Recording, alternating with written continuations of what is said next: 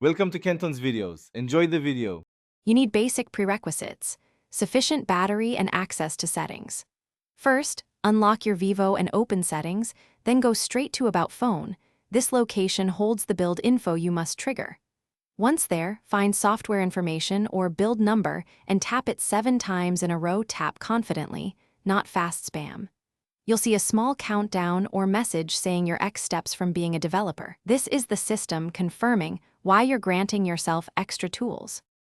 Once done, go back to the main settings screen. Developer options should now appear near System or Additional Settings. If your Vivo skin rearranges menus, use the settings search bar and type Developer. That's faster. Tap Developer Options and make sure the master toggle is on. This enables the entire suite. Then selectively enable USB debugging if you need ADB, or adjust animation scales to speed UI. Make changes one at a time so you understand effects and can revert easily. To finish, enable only the specific developer features you need.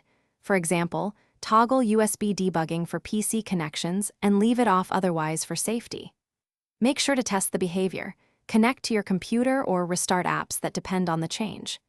If developer options did not appear, reboot the device and try tapping build number again. If still missing, clear settings app cache or check for restricted user profiles. Remember, avoid changing secure settings unless you know the consequence. Thanks for watching. Consider subscribing if we helped you.